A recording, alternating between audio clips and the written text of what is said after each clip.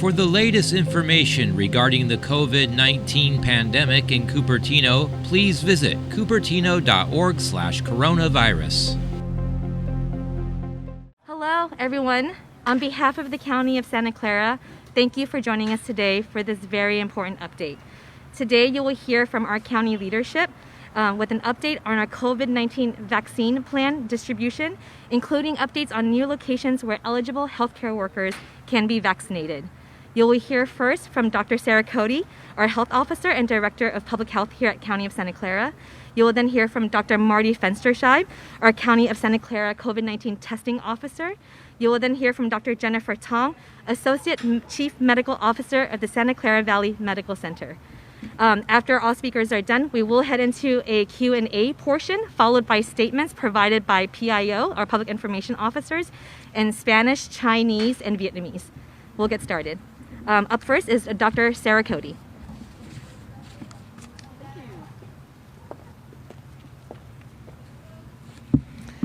Good morning, everyone. Thank you, as always, for being here.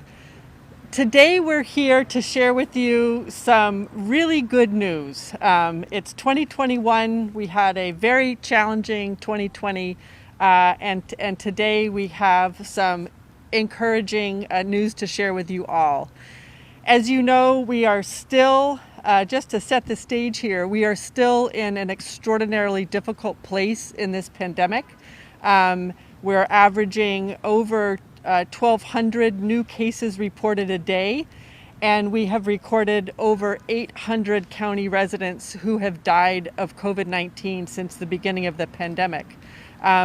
However, in a very short period of time, in partnership with all of the healthcare systems across our county, together, many county residents have been able to be vaccinated. And that is the good news, that systems are up and running to serve the residents of our county.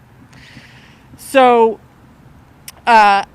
I want to emphasize a couple things before we get into details from Dr. Fenstersheib and Dr. Tong.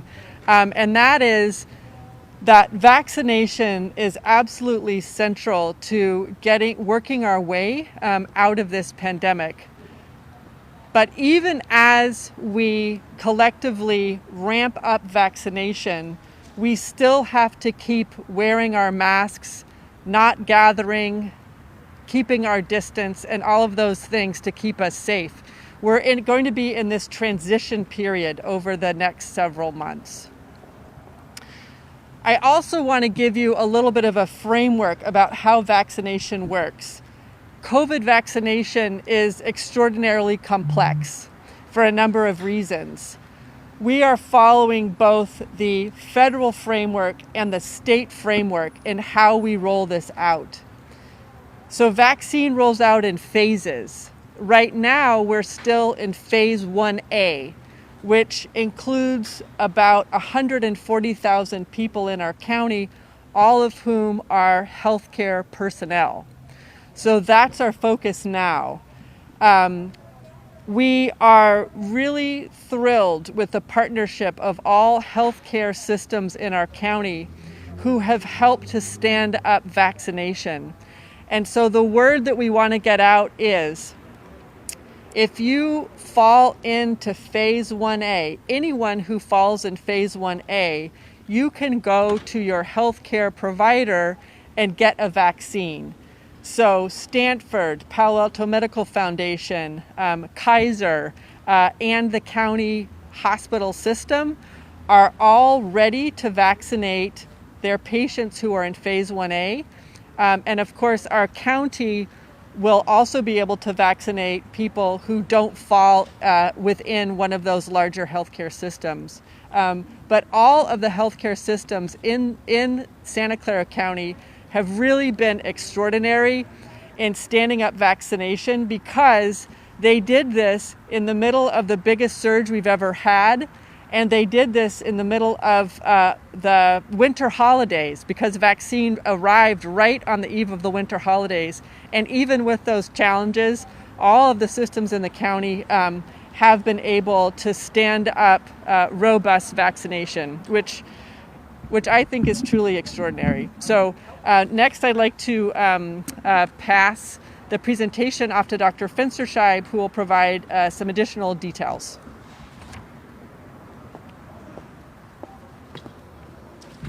Thank you, Dr. Cody. Good afternoon. As Dr. Cody mentioned, we're really thrilled to be working in such collaboration with our partners, the other health facilities in the community.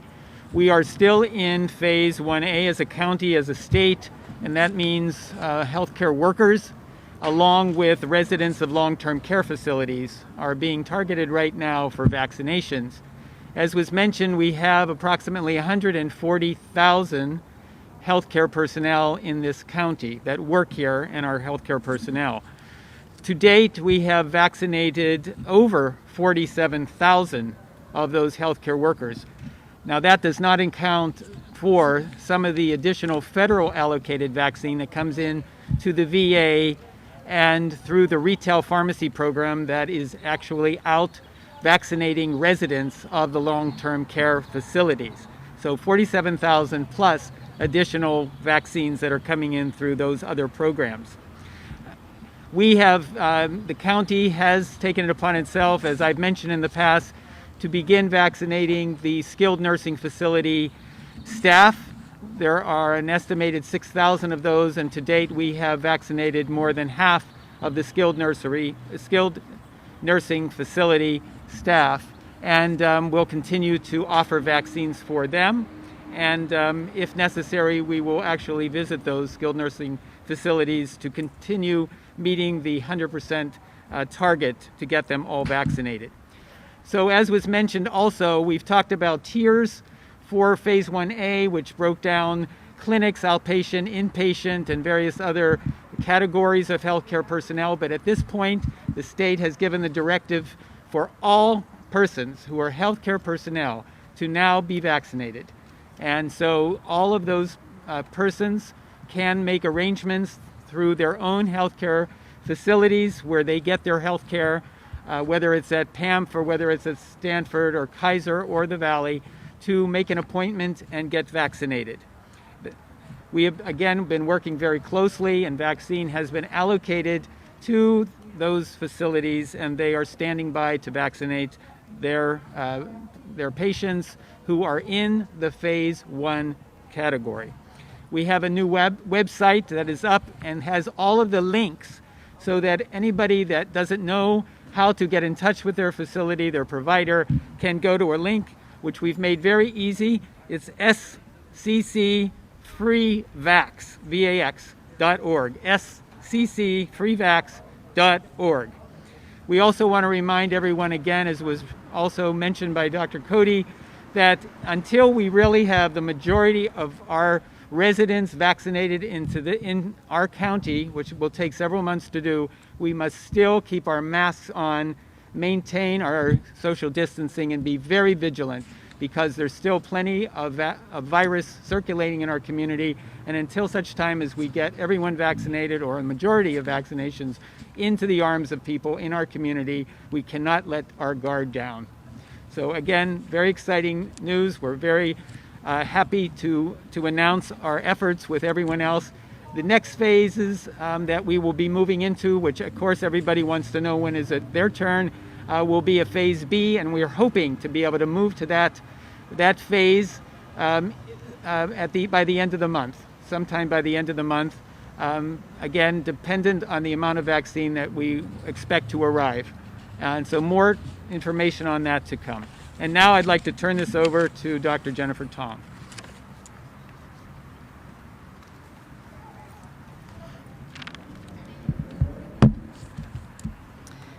We are very hopeful that this marks a turning point in the pandemic.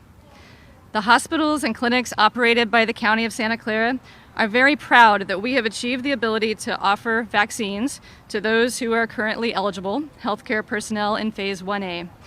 Over the past 3 days, we have opened 3 different clinics for vaccination.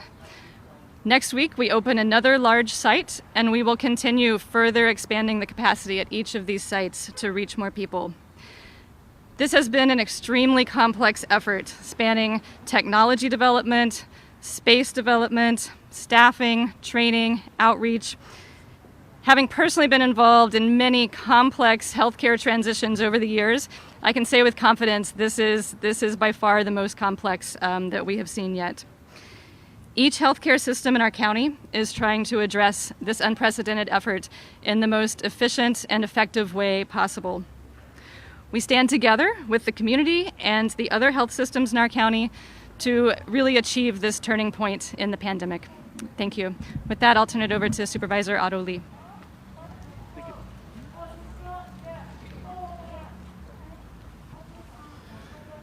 Good morning and welcome, and thank you for coming this morning.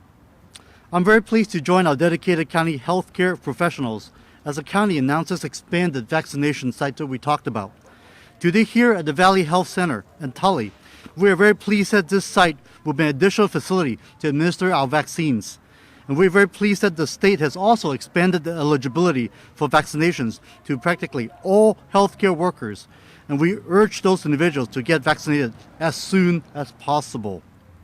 I also want to thank specifically Dr. Sara Cody, Dr. Fenstersheib, and also Dr. Jennifer Tong for their leadership and hard work in this difficult times. Your efforts have absolutely saved so many lives and prevented so many more thousands of residents from getting sick of this deadly virus.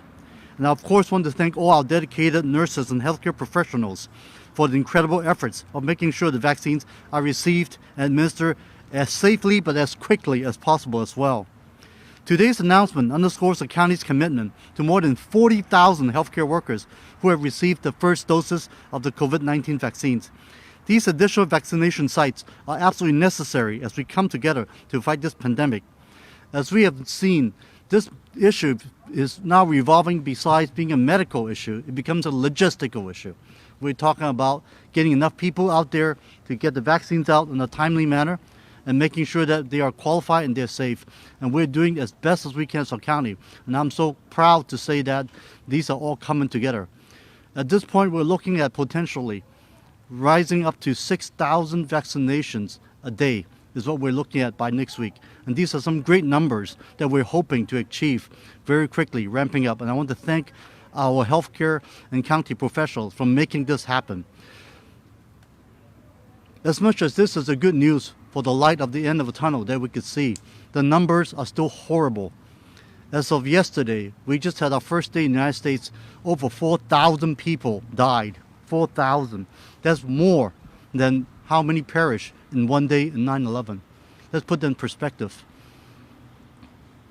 And the message is telling people is, please don't go out. As much as you want to get together with friends, it is extremely dangerous. Wearing masks is absolutely important.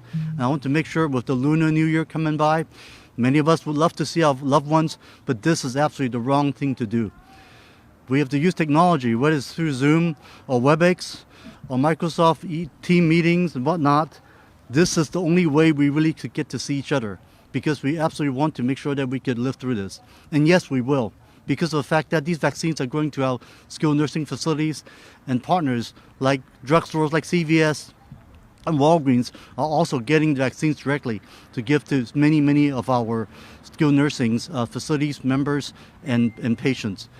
We could beat this thing, but we need everybody to hunker down for the last time.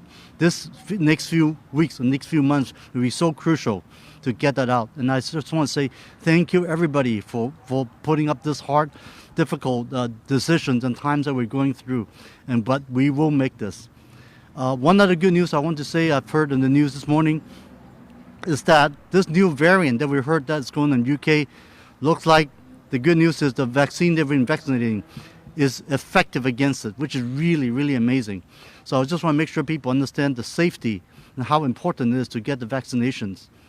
Don't doubt this. When you're able to get this vaccine, please come. Please come. Please get in line and get it done as soon as possible to protect yourself and protect your loved ones. Thank you very much. Thank you. Thank you, Supervisor Lee. Thank you, doctors. So we're going to head into our Q&A portion now. Because this event is being live streamed on our Facebook channel, our speakers will repeat the question before they answer. First question, Devin? So this is a question for Dr. Fenstersheib. You have kind of framed the vaccination numbers thus far as a success story. It is my understanding that the county has received roughly 105,000 doses of the vaccine. Fewer than half of that has ended up in someone's arm. What kind of accounts for the delay in getting those other available doses administered, and what could speed that up? Right, so the question is, we've given about over 47,000. We have received, the county has been allocated, I should say, 110,000. It's very important for initially all of that vaccine to get into the hands of the providers. And so all of the hospitals have received all of the vaccine that is required for them to meet the needs of all of their staff, plus begin doing the rest of the vaccination. As was mentioned, it's a complicated process. The hospitals have outreach to their staff, and they're in the process of getting all of them vaccinated. They have not all been vaccinated yet. That's why all of the vaccine is not in the arms of everyone, but they're all working very hard. There's issues, which is a good point. It brings up the issues of people's fears about the safety, the hesitancy that some people have, but this vaccine is a safe vaccine and should be utilized. And so I think once we get over that hump and people accept the vaccine more readily, you'll see that number rise considerably. If I could, just a quick follow-up. I did a little quick math after you gave us the 47,000 number. At the current rate, if nothing is accelerated, according to my calculations, it would take roughly 2.5 years to administer the vaccine to the 2 million people currently in the county. What do we do to get this faster? Because obviously that's too slow. Right. And I would just go back to the fact that I was involved, and Dr. Tong was involved in the testing of this community for the virus. It took a considerable effort. We started slow. We were just doing a couple hundred people testing a day at the fairgrounds. Now we're doing 5,000-6,000 a day, 20,000. So I think it's expected to start slowly, and we will absolutely ramp up. We've heard that the federal government under the new administration is going to push out a lot more vaccine. The plan is to open many more mass vac sites. So we know that it's going to take time, but I think we're going to speed up our effort and work toward getting everyone vaccinated in just much shorter time than 2.5 years, that's for sure. One last question for you. You said 140,000 people in Tier 1A, 110,000 doses. With what degree of confidence do you think you need 3 times as much as you currently have for everyone to get a first and second dose? How confident are you that resupplies will be here in time to do that? Right, we don't have control over the federal government, but we have been promised those, and I think we will be getting those. There's no reason that the vaccine manufacturers have said not to provide us. We've already gotten additional doses that are going to be used as second doses, so we expect that we will have all the doses that we need.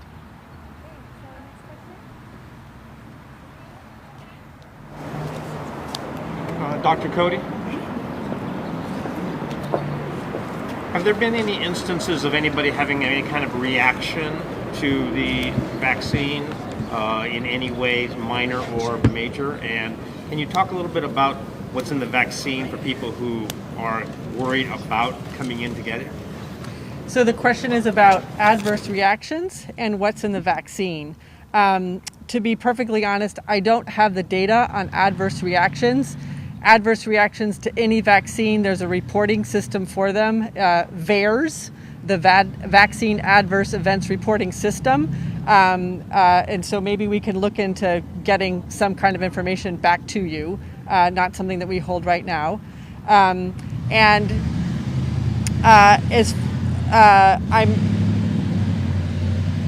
not an expert on vaccines. This is a different kind of vaccine than most vaccines we're familiar with, both in the way it was manufactured and what kind of a vaccine it is. But the trials were rather large, and we feel confident based on what's been shared with us at the local, state, and federal level about the safety and effectiveness of the vaccine.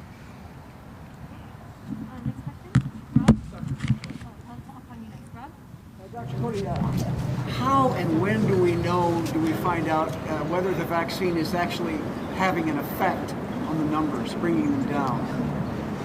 Thank you. The question is, how do we know when and whether the vaccine is having an effect on bringing the numbers down? So I will answer that question with a couple of comments. What we're aiming for, our big, hairy, audacious goal, is to get to 85% herd immunity. That's a number that Dr. Fauci described. It is a guess, but I think it's a very robust guess as to what our goal needs to be.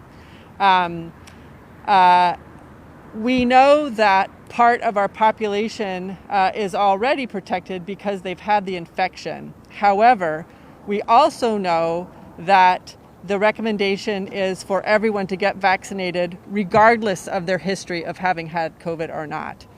And so by our calculation, we need to have over 1.5 million people in our county vaccinated, which means that, as Dr. Fenstersheib said, all systems, all healthcare delivery systems in the county are going to need to grow the capacity to vaccinate at a fairly rapid clip.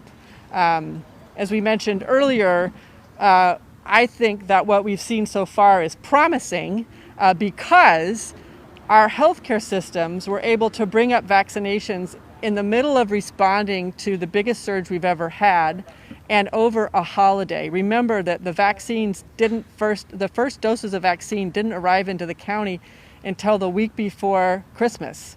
So I just wanted to provide that context because that reassures me. Even the most complicated effort we've ever undertaken in the middle of some extraordinarily complex times, we've gotten as far as we have in a relatively short period of time.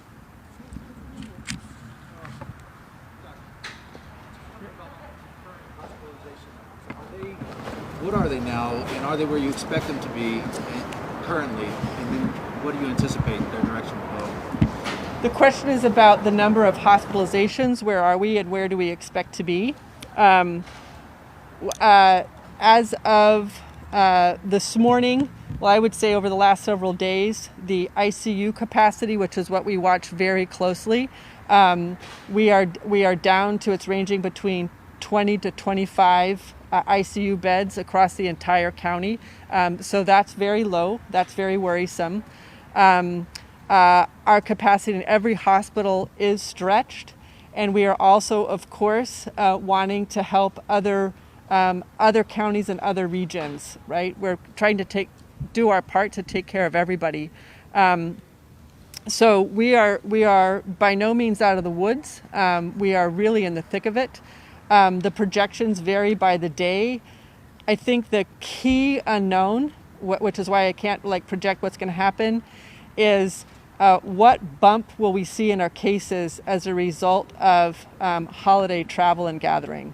So we saw a significant bump after Thanksgiving that's now been translated into hospitalizations and an overwhelm of the system.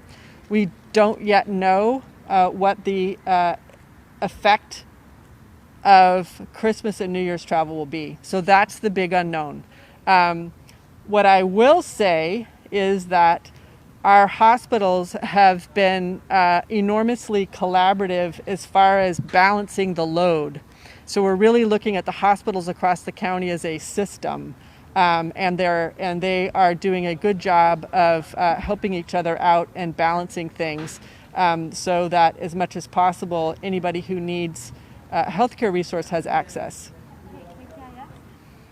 So some people have suggested that we need kind of an effort on the scale of just a mass vaccination center or centers that perhaps run 24/7. Is there a plan for something of that scale? Is there money? Is there staff in order to sort of make that a reality? The question is around mass vaccination. Is there like a 24/7 mass vaccination, and is there money? Is there a plan?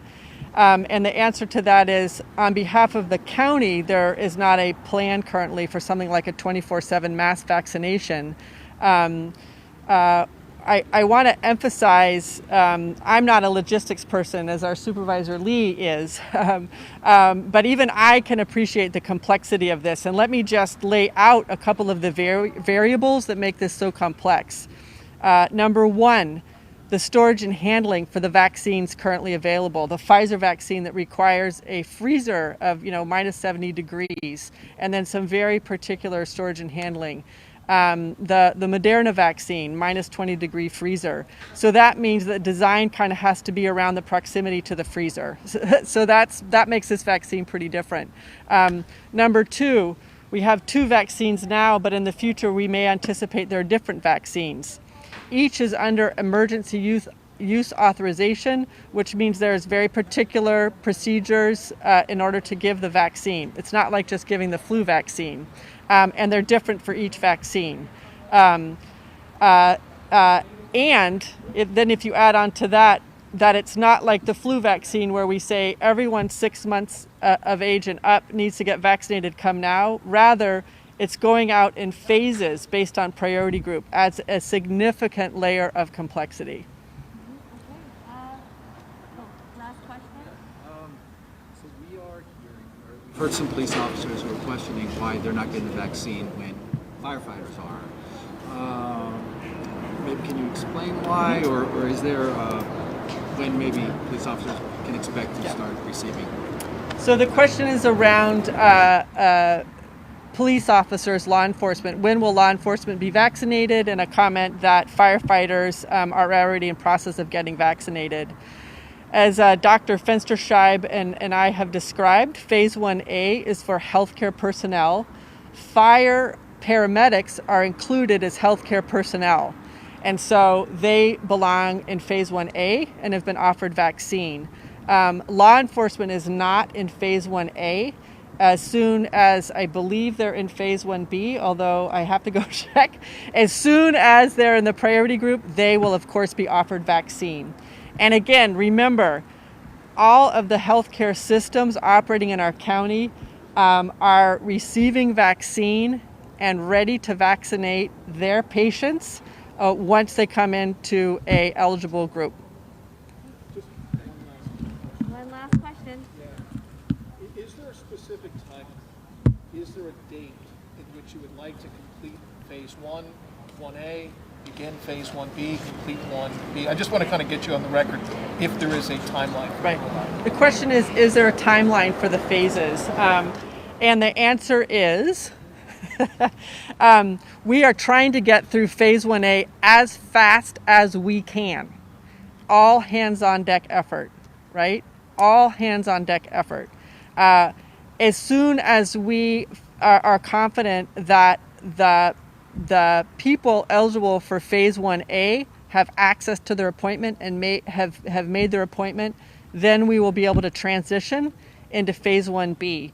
It was really just in the last 48 hours that we got confirmation from the California Department of Public Health that we could offer vaccination to everyone in Phase 1A. Prior to that, we were moving tier by tier, which makes it more complex. So I think that now we will be able to go faster, and that's great for everybody. Thank you. Okay, this now concludes our English language and American Sign Language portion of the press event. We will now provide a Spanish language statement, followed by a Vietnamese language statement and Chinese language statement. Thank you. For the latest information regarding the COVID-19 pandemic in Cupertino, please visit cupertino.org/coronavirus.